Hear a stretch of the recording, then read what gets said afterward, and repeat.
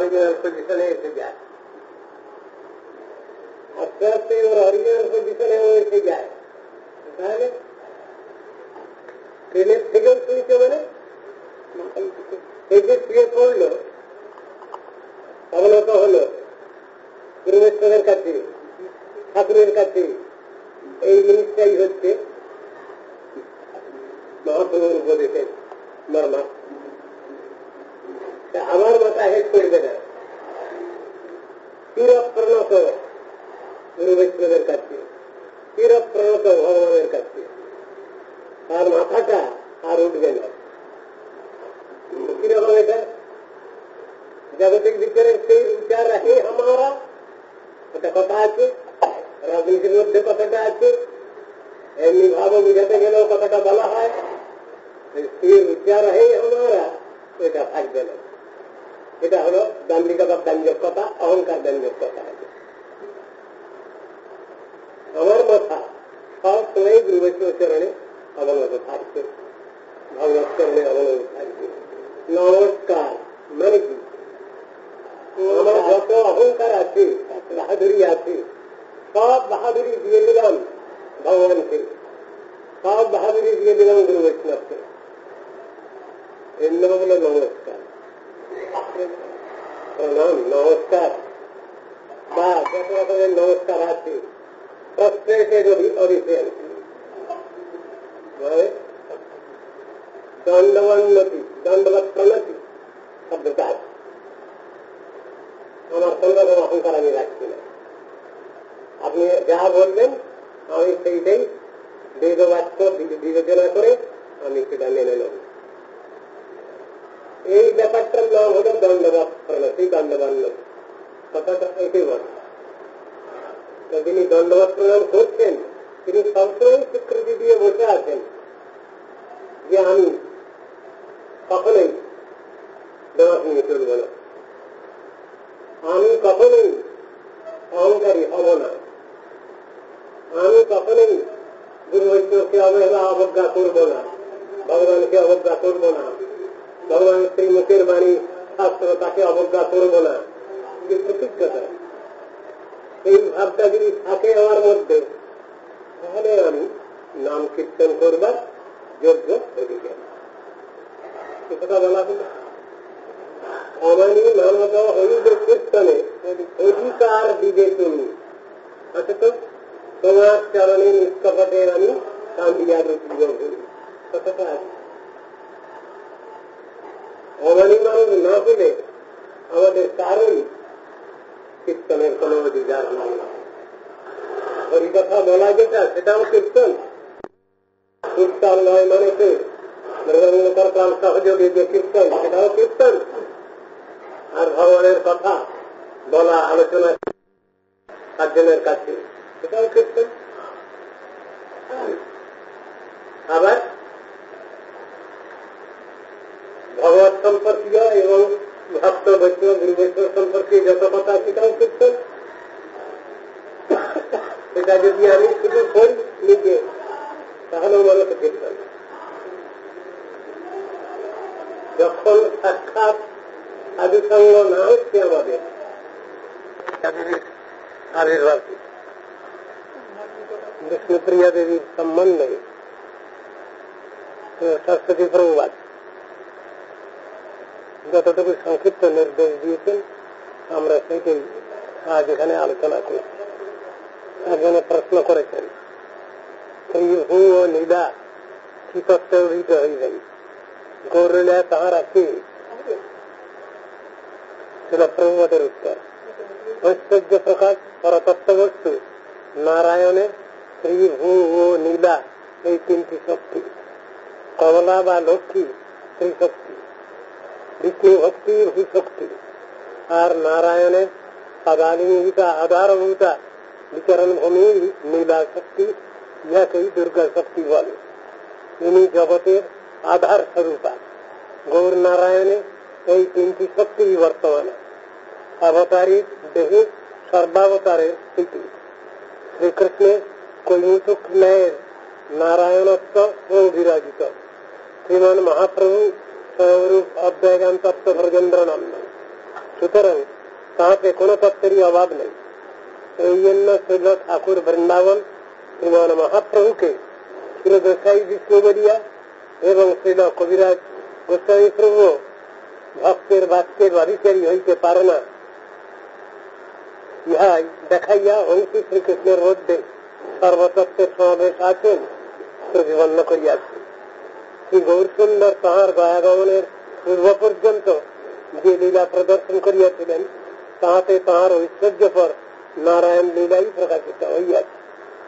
শ্রীমান মহাপ্রভুর গারস্থ লীলায় তিনি তাহার নারায়ণ স্বরূপই প্রকাশ করিয়াছেন।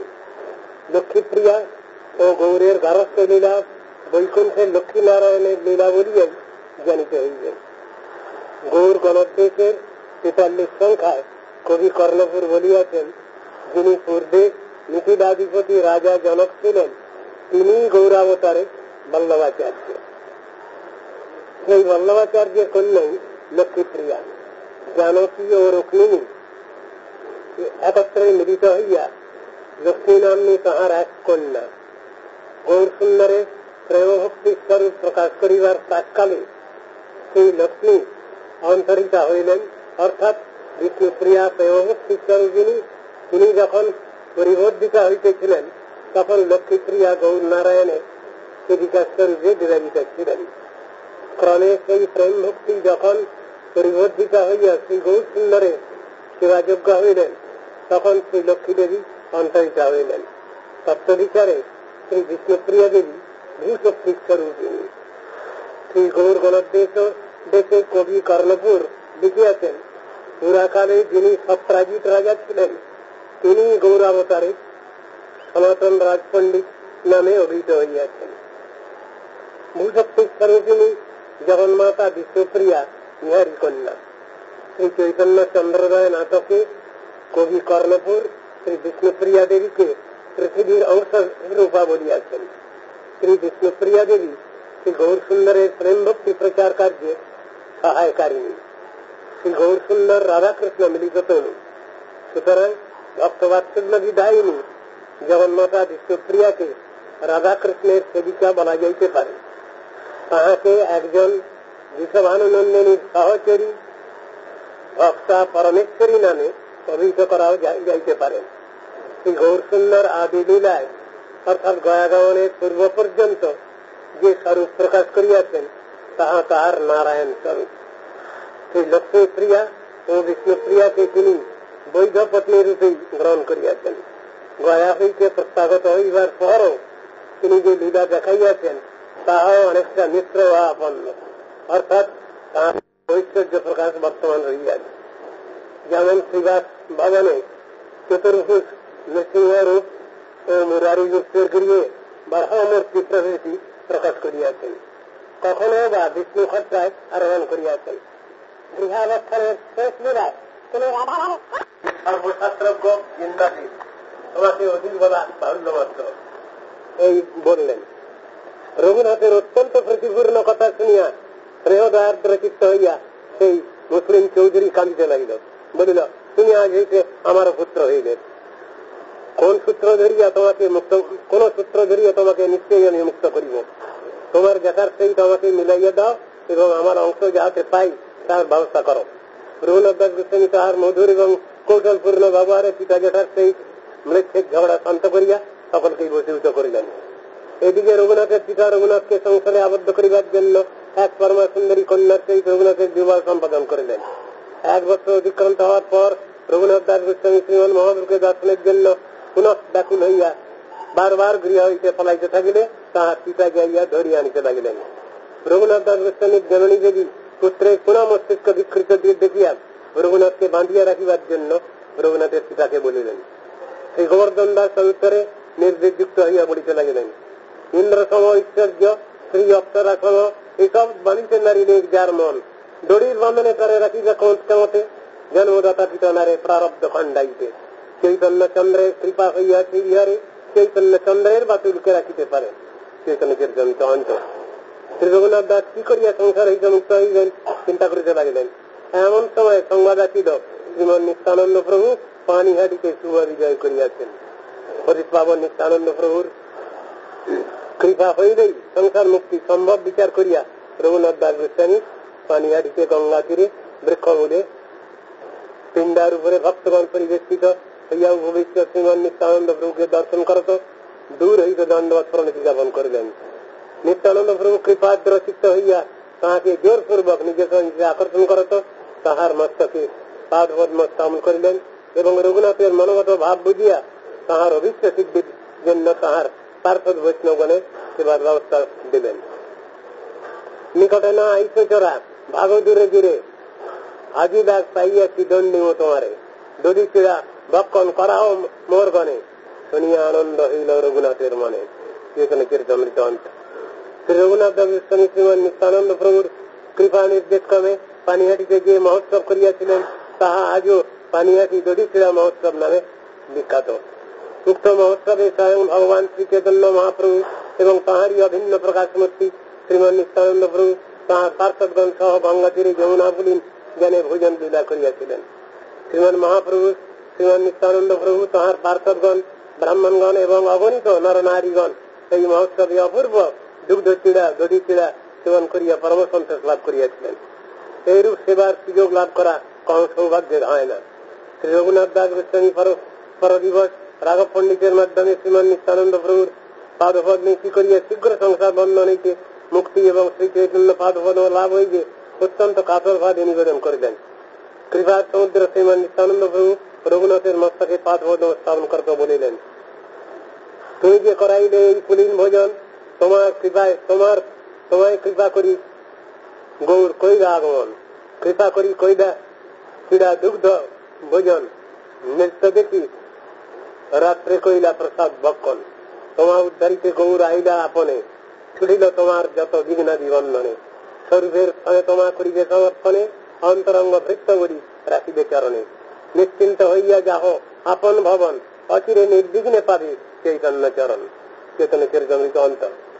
রঘুনাথ দাস গোস্বামী ছিল রাঘব পণ্ডিতের সেই পরামর্শন্তে বৈষ্ণবগণকে যথাযোগ্য দক্ষিণা দ্বারা পূজা বিধান করিলেন। শ্রীমান নিত্যানন্দ প্রভুর কৃপা লাভ করিয়া শ্রী রঘুনাথ কৃতার্থ হইলেন। তিনি গৃহে প্রত্যাবর্তন করত আর গৃহাভ্যন্তরে প্রতিষ্ঠা হইলেন না, বহির্বাটি দুর্গা মণ্ডপে স্নান করিয়া রহিলেন। প্রহরীগণ সর্বদা জাগ্রত হইয়া রঘুনাথকে পাড়া দিতে লাগিল। গৌড় দেশের ভক্তগণ শ্রীমান মহাপ্রভুর দর্শনের জন্য নীলাচলে যাইতেছেন শুনিয়াও রঘুনাথ যাইতে পারিলেন না, পাশে ধরা পড়িয়া যান।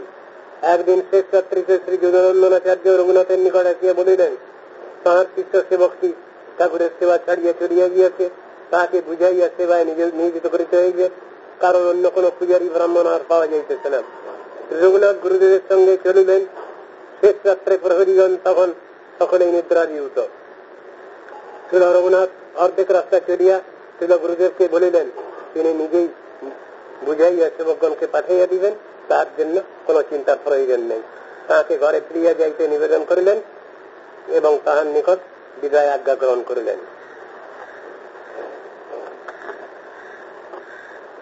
সেবক রক্ষক কেহ না থাকায় পলাইবার সুবর্ণ সুযোগ বুঝিয়া রঘুনাথ শ্রী চৈতন্য নিত্যানন্দ চরণ চিন্তা করিতে করিতে ধরা পড়িবার ভয়ে সদর রাস্তা ছাড়িয়া উপপথে পূর্বমুখ যাইয়া চলিলেন। এমনকি গ্রামের পথ ছাড়িয়া দিয়া বনের পথে চলিতে লাগিলেন। একদিনে 30 মাইল পথ অতিক্রম করিলেন। সন্ধ্যাকালে এক গোপের বাথানে অবস্থান করিলেন। তাহাকে উপবাসী দেখিয়া গোপ তাহার সেবনের জন্য দুগ্ধ দিল। পরদিবস প্রাতে সেবক ও রক্ষকের নিকট গোবর্ধন মজুমদার রঘুনাথের পলায়ন বার্তা শুনিয়া শিবানন্দ সেনের নামে পত্র দিয়া 10 জন সেবককে পাঠাইয়া পুরী হইতে রঘুনাথকে ফিরাইয়া আনবার জন্য। পত্র বাহকগণ পুরীতে শিবানন্দের নিকট রঘুনাথের কোন সংবাদ না পাইয়া হঠাৎ হইয়া প্রত্যাবর্তন করিল। প্রভু প্রেমে আত্মহারা হইয়া শ্রী রঘুনাথ অনাহারে অনিদ্রায় পথ চলিতে চলিতে 12 দিনে পুরুষোত্তমে আসিয়া পৌঁছিলেন।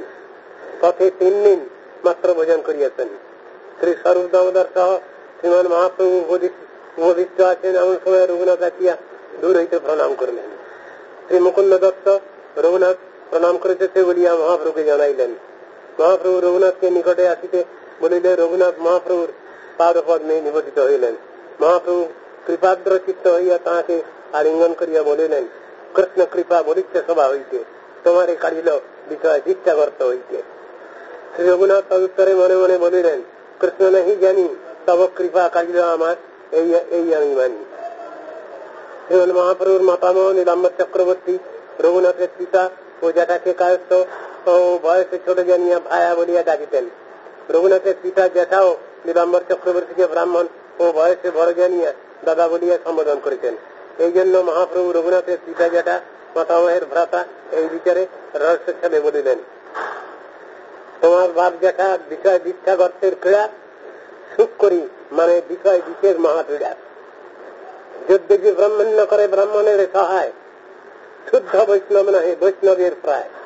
তথাপি বিষয়ের স্বভাব করে মহা অন্ধ, সেই কর্ম করায় যাতে হয় ভববন্ধ। হেন বিষয় হইতে কৃষ্ণ উদ্ধারিলা তোমার, কখনো না যায় কৃষ্ণ কৃপার মহিমা। চৈতন্য চরিতামৃত। শিল ভক্তি সিদ্ধান্ত সরস্বতী গোস্বামী ঠাকুর কৃষ্ণ কৃপা এবং বিষয় বিশেষ মহাপীড়া সম্বন্ধে এইরূপ বুঝিয়াছেন। প্রাক্তন কর্ম ফলাদি অপেক্ষা কৃষ্ণ কৃপা অধিকতর সামর্থ্য বিশিষ্ট। কৃষ্ণের এই অনুকম্পাই রঘুনাথকে বিষয়রূপ ভিক্ষাগর্ত হইতে উদ্ধার করিল। বিষয় অনুরাগী হইলে জীব নিজ বলে তাহা ত্যাগ করিতে পারে না। বিশেষত শুদ্ধ কৃষ্ণদাস জীবের নিকট বিষয় ভিক্ষাগর্ত তুল্য। মহাপ্রভু ছিল রঘুনাথকে নির্বিষয় বলিয়া জানিলেও আর্থ বিষয়ীকে শিক্ষা দিবার জন্য তাহাকে উপেক্ষা করিয়া ইহা করিলেন। বিষয় উহার ভোক্তা বিষয়ীকে মহাক্লেশ প্রদান করেন, তথাপি বিষয়াদিষ্ট চিত্ত সাংসারিকগণ সেই মহাক্লেশপ্রদ বিষয়কে সুখ বলিয়াই মনে করে। জয়েন্দ্রীয় ভোগ্য বিষয় ত্যাগযোগ্য পুরুষ গহ্বরের তুল্য। বিষয়াদিনিবিষ্ট জীব ঘৃণ্য পুরুষের কীট তুল্য, অর্থাৎ পারমার্থিক দৃষ্টিতে জড়ভোক্তা প্রাকৃত বিষয়ী দৃষ্টাগর্তের কীট তুল্য এবং সেই কীট রূপে মহানন্দে নিতান্ত ঘৃণ্য বিষয় বিস্তার আস্বাদনে প্রমত্ত। শ্রীমান মহাপ্রভু রঘুনাথকে ক্ষীণ দুর্বল দেখিয়া রঘুনাথকে পুত্র এবং ভৃত্য রূপে অঙ্গীকার করত তাহার সর্বপ্রকার মঙ্গলামঙ্গলের জন্য দায়িত্ব গ্রহণ করিতে স্বরূপ দামোদরকে বলিলেন। শ্রীমান মহাপ্রভু রঘুনাথকে স্বরূপ দামোদরের হস্তে সমর্পণ করিলেন। বৈদ্যনাথ, ভট্ট রঘুনাথ ও দাস রঘুনাথ, এই তিন রঘুনাথের মধ্যে দাস রঘুনাথ স্বরূপের রঘু নামে খ্যাত হইলেন।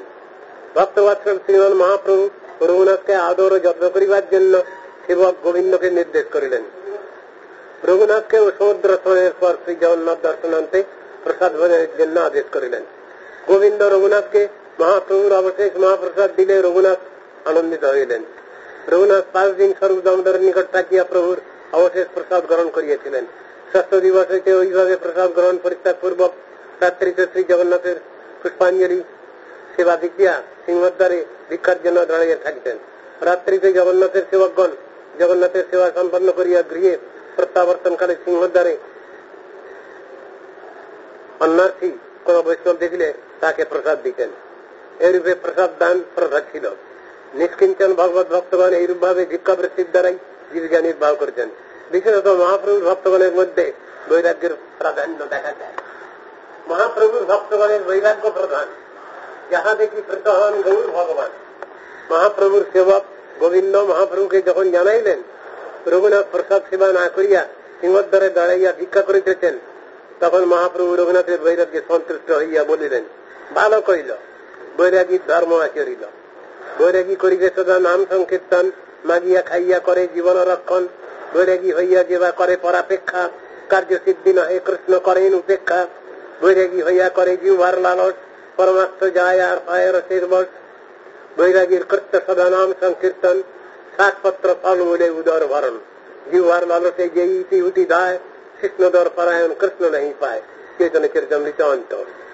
ছিল ভক্তি সিদ্ধান্ত সরস্বতী গোস্বামী ঠাকুর মহাপ্রভুর ভক্তগণের বৈরাগ্য এবং বৈরাগীর একমাত্র কৃত্য যে নাম সংকীর্তন, তৎসম্বন্ধে এইরূপ লিখিয়াছেন। মহাপ্রভুর ভক্তগণকে অভক্ত বিষয়ীগণ ও শুদ্ধ ভক্তগণ উভয়ই ভালো করিয়া নিরপেক্ষ ভাবে দেখিলে বুঝিতে পারেন যে তাহারা প্রকৃত ভোগ তাৎপর্য পর না হইয়া ইন্দ্রিয় তৎপন ও সুখ ভোগাদি লাভ ত্যাগ করিয়া কৃষ্ণ সেবার্থেই কৃষ্ণেতর বিষয় মাত্রেই উদাসীন। তাহাদের বিষয় ত্যাগ পূর্বক অহৈতুকী ও অপ্রতিহত অলৌকিকী কৃষ্ণ সেবা সাধারণ লৌকিক দৃষ্টি বোধগম্য নয়।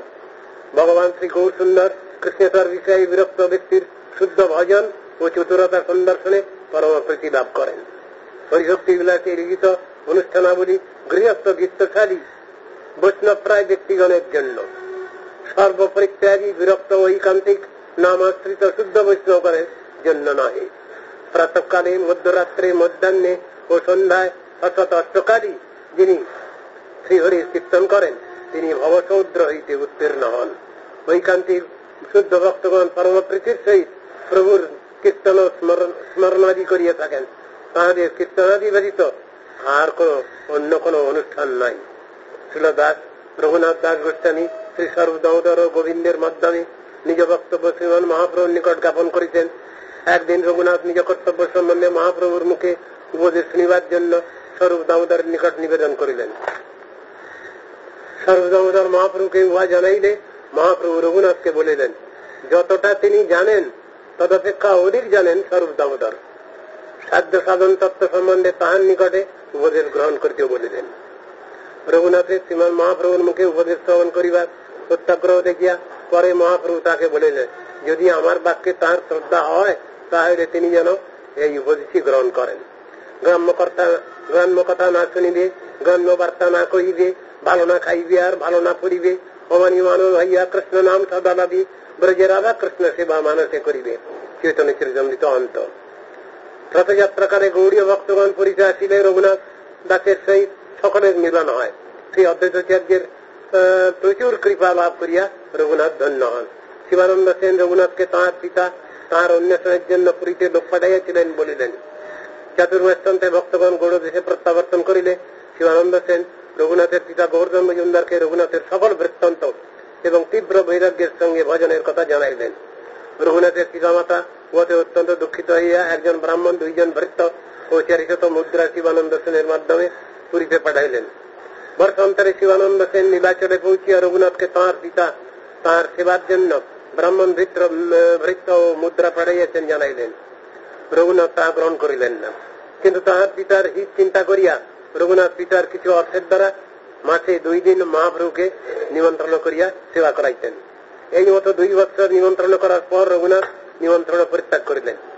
শ্রীমদ মহাপ্রভু রঘুনাথ কেন নিমন্ত্রণ করিতেছেন না স্বরূপ দামোদরকে জিজ্ঞাসা করিলে স্বরূপ দামোদর বলিলেন, রঘুনাথ এইরূপ মনে মনে বিচার করিয়াছে, তাহার পিতা বিষয়ী তাহার দ্রব্যের দ্বারা নিমন্ত্রণ করাতে মহাপ্রভুর চিত্তে নিশ্চয়ই প্রসন্নতা নাই। উহাতে শুধু প্রতিষ্ঠা মাত্র পাও। নিমন্ত্রণ গ্রহণ না করিলে নিমন্ত্রণকারী মূর্খতাবশত দুঃখ পাইবে, এই উপরবে মাত্র মহাপ্রভু নিমন্ত্রণ স্বীকার করিয়াছেন, অন্তঃকরণে সুখানুভব করেন নাই। মহাপ্রভু তৎশ্রবণে সন্তুষ্ট হইয়া বলিলেন, বিষয়ীর অন্ন খাইলে মলিন হয় মন, মলিন মন হইলে নয় কৃষ্ণের স্মরণ। বিষয়ীর অন্ন হয় রাজসী মন্ত্রণ, দাতা ভোক্তা দুহার মলিন হয় মন। ইহার সংকোচে আমি এতদিন নিল, ভালো হইল জানিয়া সে আপনি ছাড়িল। ছিল ভক্তি সিদ্ধান্ত সরস্বতী গোস্বামী ঠাকুর উপরোক্ত বিষয়টি বিশ্লেষণ করিয়া এইরূপ উপদেশ প্রদান করিয়াছেন। অহং মম অভিমানযুক্ত জড়ভোক্তা প্রাকৃত বিষয়ীর ভোগ্য অর্থের দ্বারা জড়াচিত সচ্চিদ আনন্দ বস্তু হরিগুরু বৈষ্ণবের সেবা করিতে চেষ্টা করিলে প্রতিষ্ঠা মাত্রই ফল লাভ হয়। বাস্তবিক অপ্রাকৃত হরিগুরু বৈষ্ণবের সেবা তাহাতে হয় না। একান্ত শরণাগত হইয়া অর্থাৎ সম্পূর্ণ আত্মনিবেদন পূর্বক নিত্য মঙ্গলেচ্ছু জীবের নিজার্জিত সমস্ত অর্থের দ্বারা কায় মনোবাক্যে প্রাণে অপ্রাকৃত হরিগুরু বৈষ্ণবের সেবা করাই কর্তব্য। জন্মৈশ্বর্য শ্রুতশ্রী পদভক্ত বিষয়ীগণ শ্রীমূর্তি তথাকথিত সেবা করাইয়া তৎপ্রসাদ জ্ঞানে উহা বৈষ্ণবদীয়কে প্রদান করে।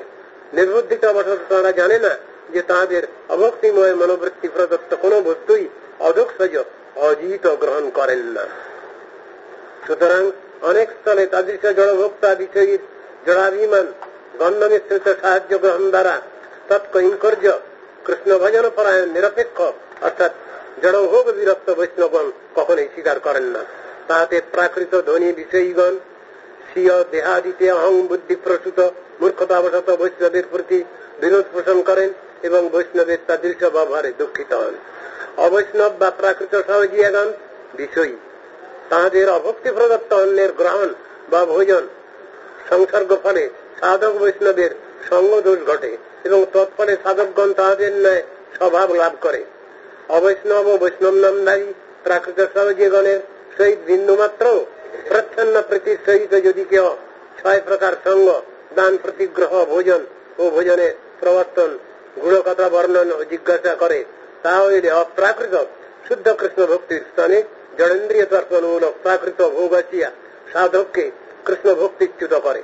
সুতরাং আপেন্দ্রিয় তর্পণ পর বিষয় মলিন অশুদ্ধ চিত্তজনের পক্ষে অপ্রাকৃত কৃষ্ণ স্মরণাদি সেবন কখনোই সম্ভবপর নয়। বিষয়ীর রাজস্ব নিয়ন্ত্রণ সম্বন্ধে শ্রীল ভক্তি বিনোদ ঠাকুর লিখিয়াছেন, নিয়ন্ত্রণ 3 প্রকার: সাত্বিক, রাজসিক ও তামসিক। বিশুদ্ধ বৈষ্ণবের নিমন্ত্রণ সাত্বিক, বিষয়ী পুণ্যবান ব্যক্তির অন্ন রাজস এবং পাপিষ্ঠের অন্ন তামস। শ্রীল রঘুনাথ দাস গোস্বামীর বৈরাগ্যের তীব্রতা ক্রমশই বৃদ্ধি পাইতে লাগিল। তিনি সিংহদাস ভিক্ষা ছাড়িয়া ছত্রে মাগিয়া খাইতে লাগিলেন। গোবিন্দের নিকটে কথা শুনিয়া মহাপ্রভু স্বরূপ দামোদরকে ইহার কারণ জিজ্ঞাসা করিলেন। স্বরূপ দামোদর তলতরে বলিলেন, সিংহদ্বারে ভিক্ষায় অনেক সময় অতিবাহিত হয় বলিয়া রঘুনাথ সিংহদ্বার ভিক্ষা পরিত্যাগ করিয়া মধ্যাহ্নকালে ছত্রে যাইয়া মাগিয়া খাইতেছেন। শ্রীমান মহাপ্রভু উক্ত কার্যের প্রশংসা করিয়া সিংহদ্বারে ভিক্ষাবৃত্তি বেশ্যার আচার এইরূপ বলিলেন।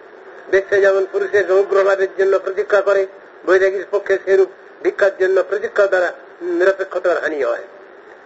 ছত্রে ভিক্ষাতেও সেই অসুবিধা নাই, যথাসময়ে গেলে জীবিকার নির্বাহ উপযোগী ভিক্ষা কিছু পাওয়া যায়।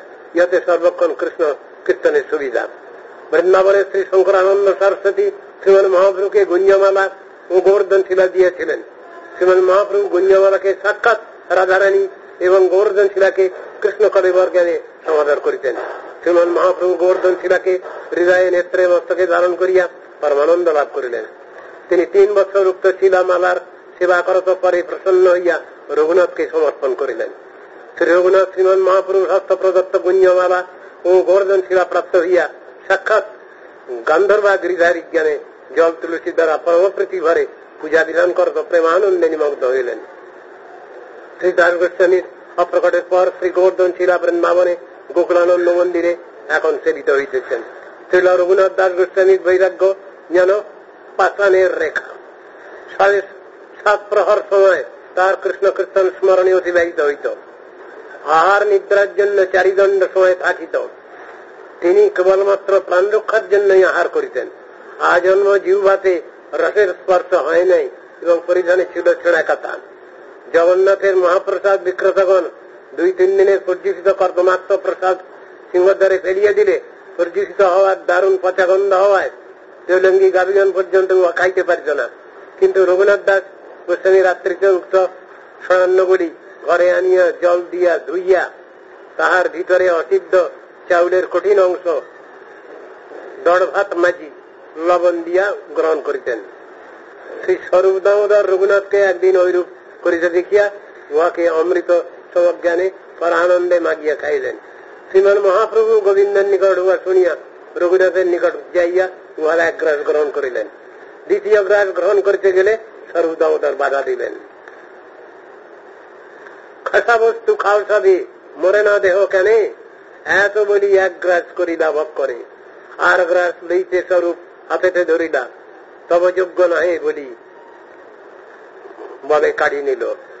শ্রী রঘুনাথ দাস গোস্বামী তাঁর স্বরচিত স্তবলী শ্রী চৈতন্য স্তব কল্পবৃক্ষ স্তবে মহাপ্রভুর করুণা এইরূপ ভাবে বর্ণনা করিয়াছেন। মহাসম্পদা দাস বাবপি পতিত মুদ্রিত কৃপয়া স্বরূপে যস্যে কুজনমপি মাং নচ্য মোদিত উত্তরো গুঞ্জাহারং প্রিয়মপি চ গোবর্ধন শীলাং দদৌ মে গৌরাঙ্গ হৃদয় উদয়ন মাং মদয়তি। আমি মহাকুজন হইলেও কৃপাপূর্বক যিনি আমাকে পতিত দেখিয়া সম্পদ ও দ্বারা পাঠান্তরে বিষয়রূপ দাবাগ্নি হইতে উদ্ধার করিয়া শ্রী স্বরূপে অর্পণ করিয়া আনন্দ লাভ করিয়াছিলেন, যিনি আমাকে স্বীয় বক্ষের গুঞ্জমালা ও গোবর্ধন শিলা দান করিয়াছিলেন, সেই গৌরাঙ্গ আমার হৃদয়ে উদিত হইয়া আমাকে মত্ত করিতেছেন। শ্রী স্বরূপধামের অনুগত্য থাকিয়া পুরুষোত্তম ধামে শ্রী রঘুনাথ দাস গোস্বামী শ্রীমান মহাপ্রভুর অন্তরঙ্গ সেবা করিয়াছিলেন। 16 বৎসর বাদে শ্রীমান মহাপ্রভু ও স্বরূপ দামোদর প্রকট হইলে তিনি দেহ সন্তপ্ত হইয়া শ্রী গোবর্ধনে ভৃগুপাত করত দেহত্যাগ করিবেন এই সংকল্প লইয়া বৃন্দাবনে পৌঁছিলেন। বৃন্দাবনে শ্রী স্বরূপ গোস্বামী ও সনাতন গোস্বামীর সেই তার মিলন হইল। শ্রী স্বরূপ গোস্বামী ও সনাতন গোস্বামী তাকে অনেক প্রবোধ দিয়া দেহত্যাগ সংকল্প হইতে নিবৃত্ত করিলেন এবং তৃতীয় ভ্রাতারূপে তাহাকে নিকটে রাখিলেন। শ্রীল রঘুনাথ দাস গোস্বামীর নিকট মহাপ্রভুর অমৃতময়ী লীলা কথা নিরন্তর শ্রবণ করিয়া শ্রী রূপ সনাতন পরমানন্দ লাভ করিতেন। শ্রী দাস গোস্বামী শ্রীমন মহাপ্রভু রাধাকৃষ্ণের বিরহে অন্ন জল ত্যাগ করিলেন, কেবল অল্প মাত্রায় মাঠা সেবন করিতেন। মাঠা প্রত্যহ সহস্র দণ্ডবত, লক্ষ্য হরিনাম, রাত্রিদিন রাধাকৃষ্ণের অষ্টকালীন সেবা, মহাপ্রভুর চরিত্র কথন, 3 সন্ধ্যা রাধাকুণ্ডে অপচিত স্নান, এইভাবে নিরন্তর রাধাকৃষ্ণের ভজনে তিনি 7.5 প্রহর কাল অতিবাহিত করিতেন। কোনদিন 4 দণ্ড নিদ্রা, কোনদিন তাহাও হইত না। সিদ্ধার্থের বৈরাগ্যের সহিত রঘুনাথের বৈরাগ্যের স্থূলত কথঞ্চিত সামঞ্জস্য দেখা গেলেও রঘুনাথের বৈরাগ্যের অন্তর্নিহিত গাম্ভীর্য বৈশিষ্ট্য রহিয়াছে। বৈরাগ্যের সাধারণ অর্থ অনাসক্তি, কিন্তু বিশেষ অর্থ পরমপুরুষের অতি। রঘুনাথের বৈরাগ্যের বৈশিষ্ট্য এই রাধা গোবিন্দের শ্রীপাদ পদ্মে গাঢ় অনুরাগ বশত ভগবদ্গীতার বস্তুতে স্বাভাবিক বিরক্তি, ইহাই যথার্থ বৈরাগ্য। শ্রী রঘুনাথ দাস গোস্বামী সুদীর্ঘ জীবন প্রকট ছিলেন। শ্রীনিবাস আচার্য প্রভু বৃন্দাবন হইতে গ্রন্থাদি লইয়া বঙ্গদেশে আসিবার পূর্বেই দাস গোস্বামীর কৃপা লাভ করিয়াছিলেন। শ্রীল দাস গোস্বামীর তীব্র বৈরাগ্য ও অত্যধূত প্রেমাদিষ্ট অবস্থা দেখিয়া শ্রীনিবাস আচার্য প্রভু বিস্মিত হয়েছিলেন। শ্রী রঘুনাথ দাস গোস্বামী 3টি গ্রন্থ স্তবাবলী, শ্রী দানচরিত, দানকেদিক, চিন্তামণি ও মুক্তাচরিত রচনা করেন। রঘুনাথ দাস গোস্বামী রাধাকুণ্ডে অবস্থান করত তীব্র ভজন করিয়াছিলেন। তৎকালে তিনি নিত্যানন্দ সপ্তদশী শ্রী জাহ্নবীর কৃপা লাভ করিয়াছিলেন। যে সময় শ্রীমান মহাপ্রভু হরিশ গ্রামে ধান্য ক্ষেত্রে স্নানলীলা দ্বারা শ্রী রাধাকুণ্ড ও শ্যামকুণ্ডের প্রকাশ করিয়াছিলেন, সেই সময় রাধাকুণ্ড ও শ্যামকুণ্ডের সংস্কার ও পাকা ঘাট ছিল না। রঘুনাথ দাস গোস্বামী মনে মনে চিন্তা করলেন, রাধাকুণ্ড শ্যামকুণ্ডের সংস্কার হলে ভালো হতো। আবার পরক্ষণে নিজেকে আকাঙ্ক্ষার জন্য ধিক্কার দিলেন। এই পাইয়া আরিট গ্রামে আসিয়া দাস গোস্বামীকে সব কথা নিবেদন করলেন।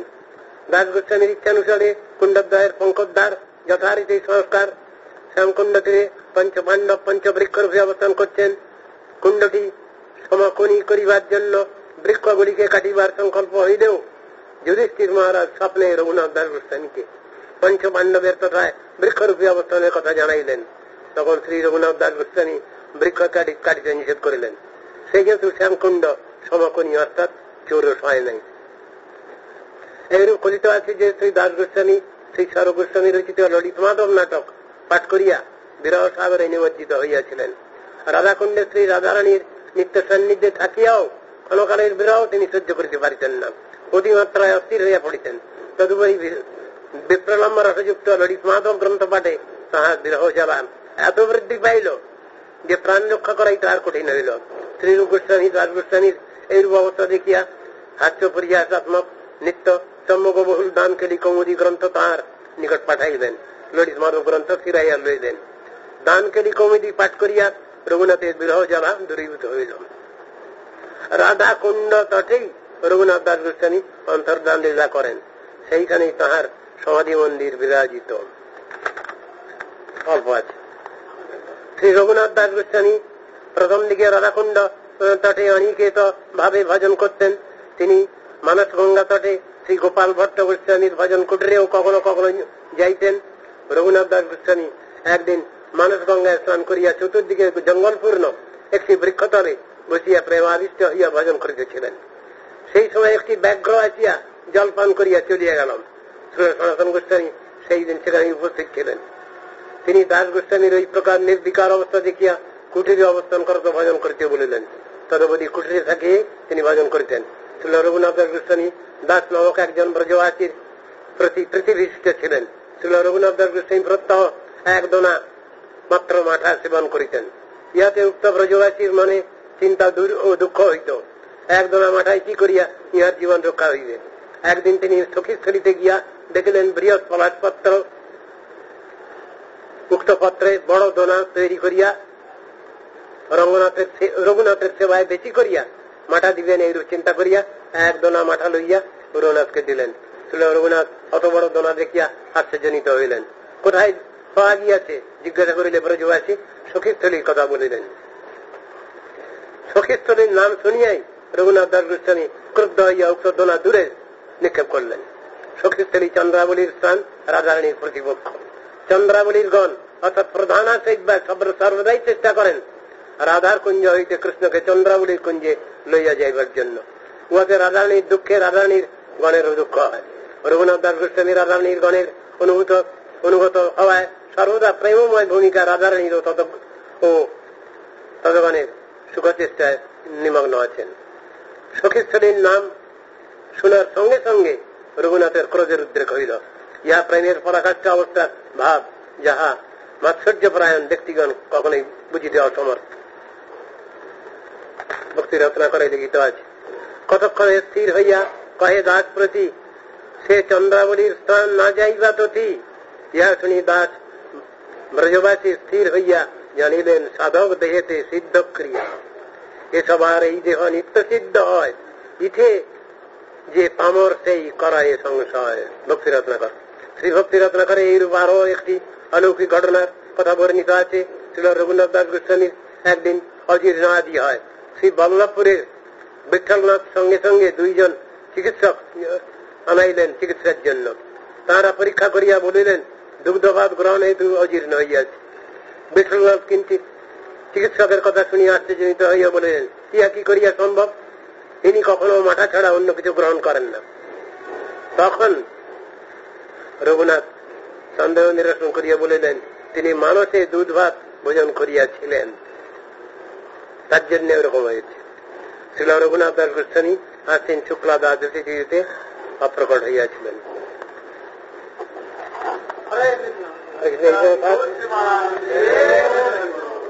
কালকে হবে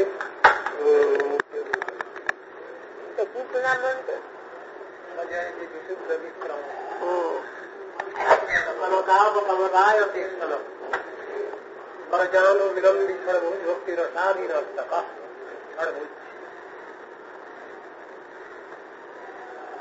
প্রণাম।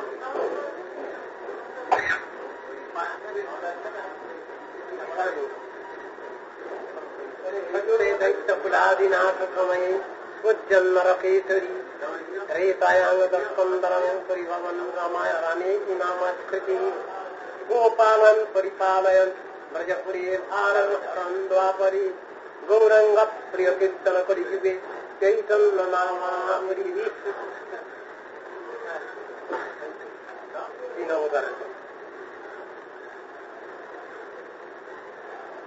हरे कृष्ण हरे कृष्ण गौर प्रेमानंदे দেখা জীবন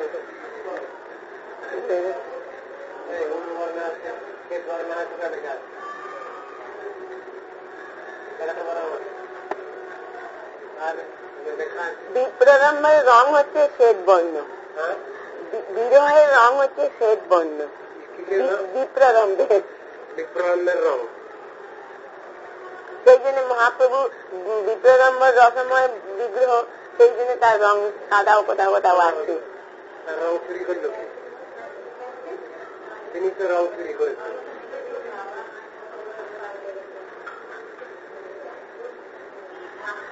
কৃষ্ণের চিন্তা করতে করতে রাধার নিজের রং হারিয়ে, রাধার চিন্তা করতে করতে কৃষ্ণ রং হারিয়েছেন। আবার রাধার রং নিয়ে মহাপ্রভু এলেন। মুশকিলের কথা। নিউট্রাল রংটা কি? নিউট্রাল রংটা কি? মহাপ্রভু আমি বলছি, আমি তোমায় জিজ্ঞেস করছি, আমি জানি না।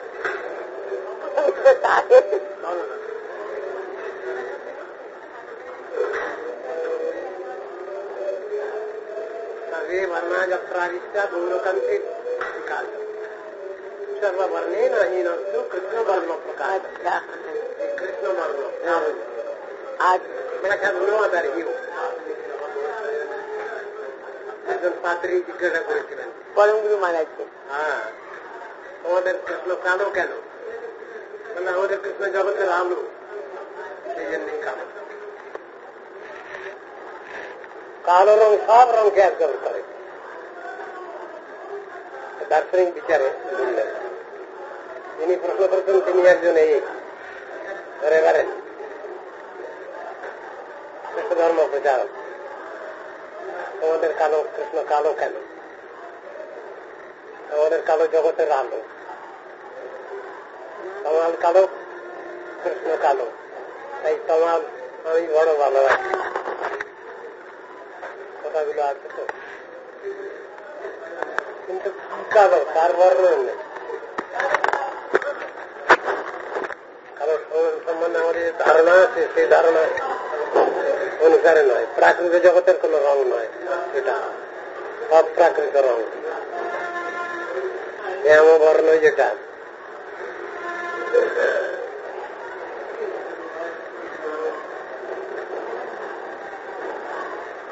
মধুর রসের রং, রুটি ব্যাখ্যা করা আছে।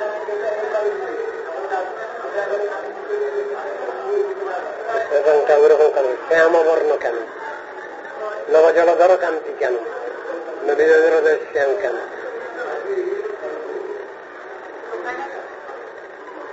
ব্যাখ্যা আছে।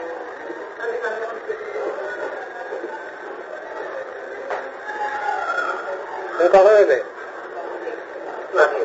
এক্ষুনি এলে। যদি কেউ ওষুধ কিনতে না চায় তাকে গিলাতেই হবে যে কোনো ভাবে।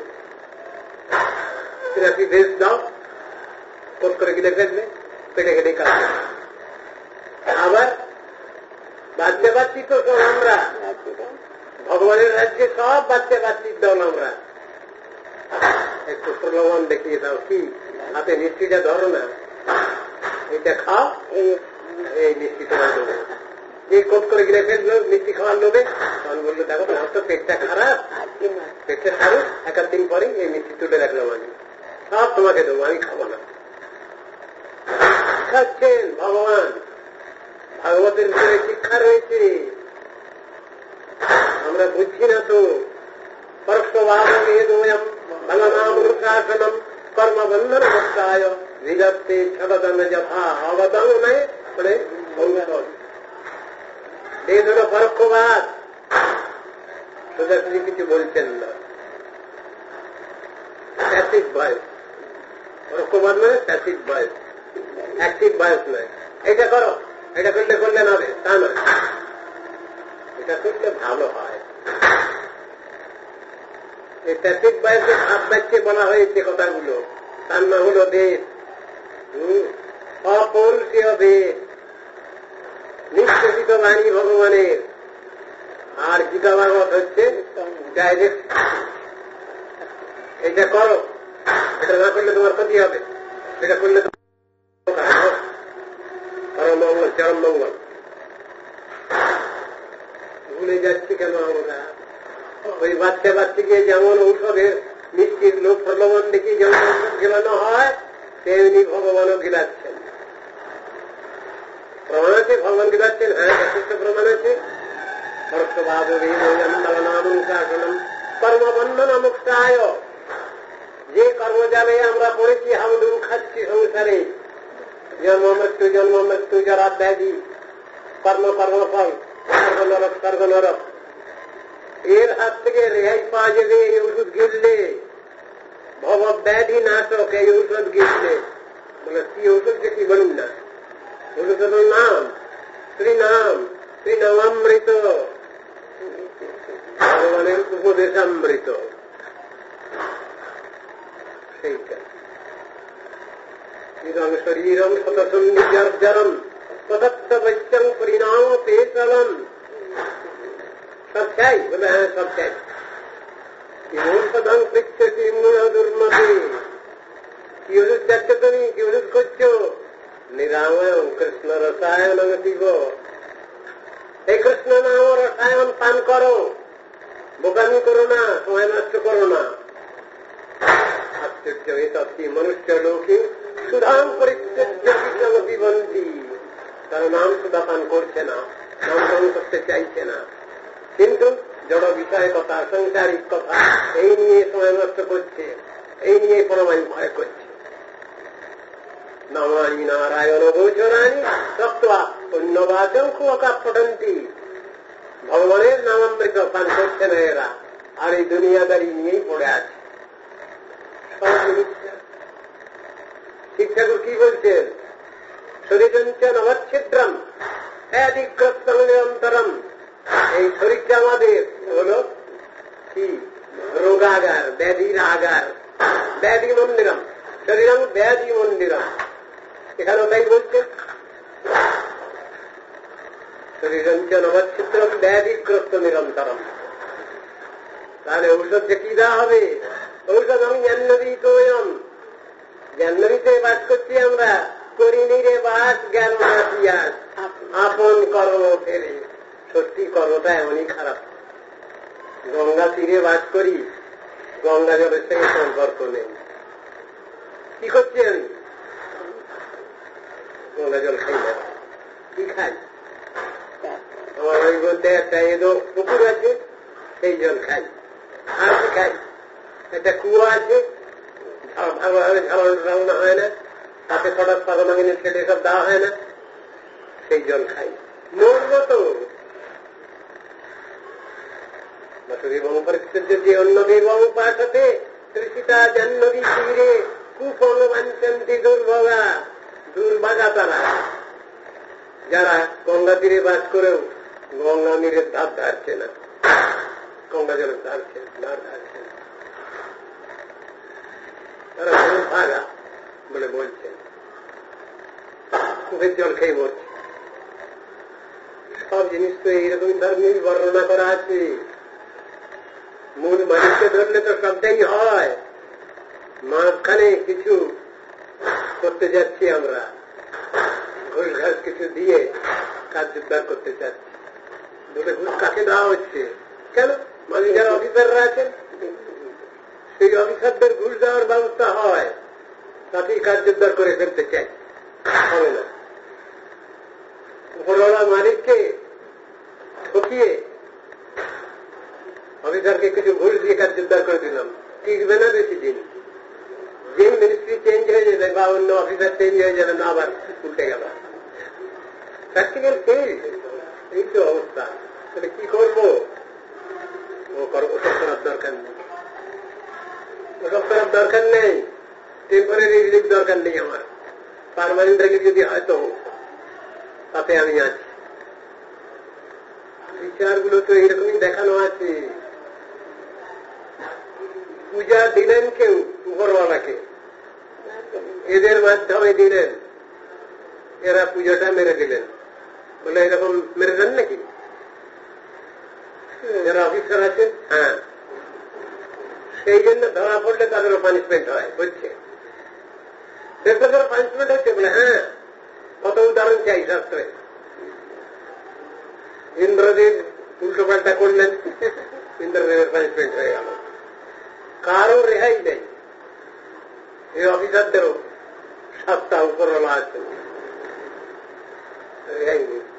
রাজা মহারাজারও এ নাই, তারও সাজা হয়ে যাবে। এক রাজা দান করছিলেন, মৃগরাজ। দান করতে গিয়ে যে গাভী দান করা হয়ে গেছে ব্রাহ্মণ বৈষ্ণবকে, সেই গাভী আবার এসে ঢুকে গেছে দান করা গাভীর মধ্যে। দ্বিতীয়বার আবার দান করা হয়ে গেছে। এতেই ব্রহ্মস্য দেবস্য অপহরণ করার দায়েতে সে রাজাকে জমানায় যেতে হল। পরমধার্মিক রাজা, তিনি কৃষ্ণ ছাড়া জানেন না কিছু, তার এরকম একটা ঘটনা ঘটে গেল। অন্তিম সময় উপস্থিত গিয়ে হাজির হয়েছেন জমানায়। যমরাজ বসে আছেন বৈষ্ণবরাজ। দেখো তো চিত্রগুপ্ত, বললে এর তো সবটাই ভালো, এই সামান্য একটা কোথা থেকে কি হয়ে গেছে একটা। আপনি প্রথমে ওই পাপের ফলটা ভোগ করবেন, না আপনার পুণ্য সুকৃতির ফলটা ভোগ করবেন? খারাপটাই আগে খাই, আমি পাপের ফলটাই ভোগ করব। তাহলে আপনি অরক্ষরিত হন এখান থেকে। রাজশরীর সঙ্গে সঙ্গে পাল্টে গেল। তিনি এটা ক্যাঁকড়াস হয়ে গিয়ে পড়লেন দ্বারকার একটা শুকনো ইনারার মধ্যে গিয়ে পড়লেন। বাহ, এটা ভালো হলো। ভালো যে যাওয়ার পর সব থেকে তার, কিন্তু হঠাৎ একটা বাইচান্স একটা হয়ে গেছে। শিক্ষা শিক্ষা দিচ্ছেন ভগবান। দ্বারকায় পড়বার কথা ছিল না তার, দ্বারকায় একটা টুকুনো ইন্দ্রায় গিয়ে পড়লেন তিনি ক্যাঁকলাস হয়ে। বর্ণনা রয়েছে ভাগবতে গিরিসন্নিভ, যদু কুমারগণ খেলাধুলা করতে করতে হঠাৎ পিপাসার্থ হয়ে পড়েছে, তো যেখানে খেলাধুলা করতে বলে জলের কোনো ব্যবস্থা নেই, ওরা খুঁজছে এই কোনো কুয়োর মধ্যে জল টল আছে নাকি দেখি, এটাকে বিরাট জানোয়ার একটা পড়ে আছে, টক টক টক করছে। ছেলে ফেলেদের বুদ্ধি তো অনেক দড়ি ডুডি রটি বেঁধে ওকে তুলবে, তাকে তুলবে 4 টাকা চলে গেছে কৃষ্ণের কাছে। দেখবে এসো কৃষ্ণ গিয়ে, তিনি তো সবই জানেন, তথাপি তার ন্যাসটা ধরে অনায়াসে তুলে ফেললেন। যার বর্ণনা আছে গিরিসন্নিভ, এটা পাহাড়ের মতো। ভগবান অনায়াসে বাম হাতে তিনি ধরেছিলেন গিরিরাজকে, আর বাম হাতে অনায়াসে তিনি তুলে ফেললেন তাকে। যেই তুলে এর পাড়ে ফেলেছেন অমনি সঙ্গে সঙ্গে এক রাজ মূর্তি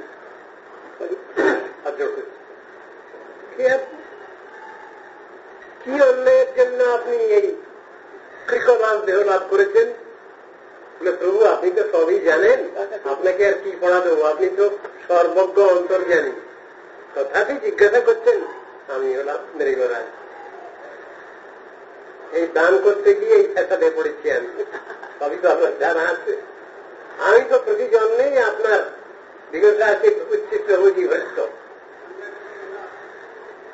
আমিও তোমাকে দর্শন দেওয়ার জন্যই এলাম। কৃষ্ণ বলছেন সব যত কুমারগণকে ডাকুন, দেখো দান করতে গিয়ে কি ত্রুটি হলে কি হয়েছে দেখো। রাজা এনি পরমধার্মিক রাজা, তাদের সব বুঝিয়ে দিবেন। খবরদার দেবচ্চ ব্রহ্মচ্চ ব্রাহ্মণ বৈষ্ণবের খবরদারি করবে না, মরবে তাহলে। ভগবান তো সবকে শিক্ষার জন্য অখিল লোক শিক্ষক ত্রিলোকগুরু, তিনি তো শিক্ষা দিচ্ছেনই, কিন্তু শিক্ষা তো আমরা দিতে পারছি না, এটাই তো আমাদের দুর্ভাগ্য। আমরা তো শিক্ষা নিতে পারছি না। ভগবান ঠিকই বলছেন ডাইরেক্টলি, শাস্ত্রে ঠিকই উপদেশ দিয়েছেন। তাঁর একান্ত নিয়োজন যারা, তাদের পাঠিয়ে দিয়েও তিনি সব শিক্ষা বিস্তার করছেন এই জগতে, আমরা তো কিছু নিতে চাইছি না। সেই জন্যই কৃষ্ণলীলাতে যেটা সমর্থ হননি, সেই রাধা কৃষ্ণ মিলিত তনু গৌরহরি, তিনি এসে লোকশিক্ষক রূপেতে, জগৎগুরু রূপেতে কৃষ্ণ ভজন শিক্ষা দিচ্ছেন। হরে কৃষ্ণ হরে কৃষ্ণ। তার নাম হল গৌরলীলা। আমাদের তো এটা বুঝতে হবে, আমাদের তো সেইভাবে চলতে হবে। সেই ভাব না নিয়ে চললে তো কিছু হচ্ছে না, সবটাই দরকার, এখানে কোনো সন্দেহের কথা নাই। কৃষ্ণ অর্জুনকে বলছেন গীতায়, অর্জুন 3 রকম ধরনের লোকের সুবিধা হয় না। কি সুবিধা হয় না? সাধন ভজন করতে গিয়ে বিফল হতে হয়। কিরকম 3 রকম লোক? অজ্ঞান হচ্ছে আত্মা বিনষ্ট।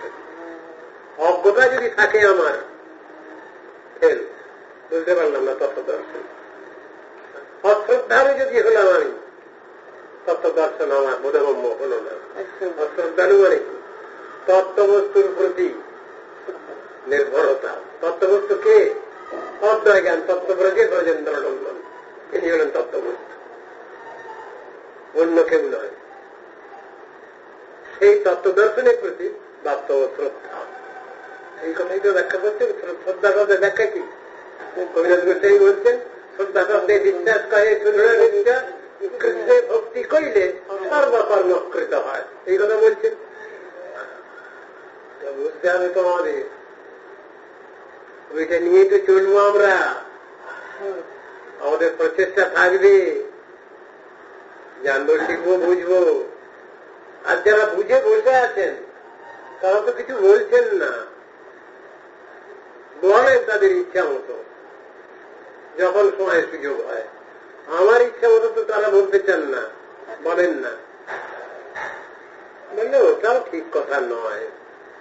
তারা যদি অন্তর্যামী, সর্বভূত অন্তর্যামী ভগবানের মতো, তাহলে তারাও বলেন, অবস্থা বোঝেন, তারা সেই অনুসারে বলবেন, আধার থেকে বলবেন তো, আলোচনার ধারা দেখে বলবেন তো। সাধারণ অধিকারীর জন্য যেটা হওয়া দরকার সেরকম তো হবে। প্রশ্নটা যদি খুব উচ্চ ধরনের হয়ে যায় তাহলে হয়তো চুপ করে থাকবেন, আগড়ম বাগড়ম এদিক ওদিক বলে দিয়ে চুপ করে যাবেন।